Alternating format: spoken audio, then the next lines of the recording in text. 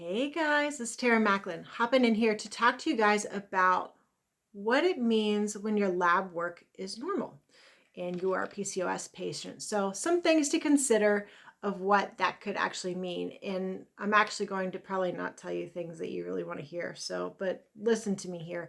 I do feel like when people get the "you're all clear" message from your lab work, that means great, everything's healed up and gone away. Not necessarily, especially if you're still experiencing some symptoms. So let's kind of have a quick chat about that. This video shouldn't take too long to go over these things. So one thing is when you go in and see your physician, they tend to run just a standard panel of things, whatever they're trying to look at.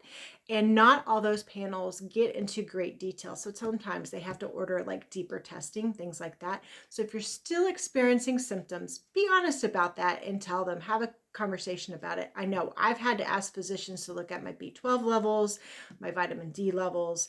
I've had to ask for additional testing on my thyroid. So there's some things there that you can definitely dig into. There's additional testing in different androgens that you could probably do that maybe doesn't come up in your regular lab. So do some homework on the labs. I'll actually, I have a unit in my group, if you look down below, that will help you figure out what some of that deeper lab testing is, just to help guide you into build that relationship with your physician about looking in deeper, especially if you're still experiencing symptoms. So that's one point of why you might have some normal labs. You just might need further testing. The second point is that the range. So what is in this range of normal may not be your normal, especially since you've been diagnosed with PCOS. That normal range might not actually fit you if you're still having symptoms. So bear that in mind, especially if you have labs that are, depending on what the lab is, if the numbers are within the low end of the range or at the high end of the range. And some of these ranges have a pretty big range.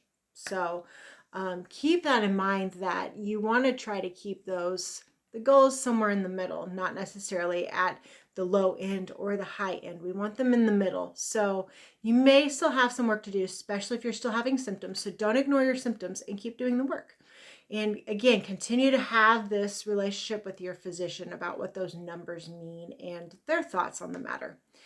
Last but not least, if you have no symptoms and you get back the normal lab work, that's great. You've done an awesome job. All your hard work is paid off, and that's fantastic, and I applaud you for that. However, what this doesn't mean is that we can go back to life prior to all of our hard work.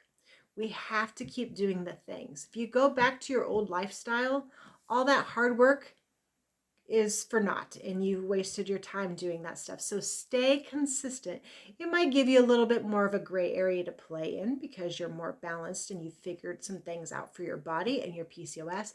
But what that doesn't mean is that you get to do things like when you were way younger and your body can tolerate those things. So maintain the lifestyle that you are worked on so hard in helping your body thrive with PCOS.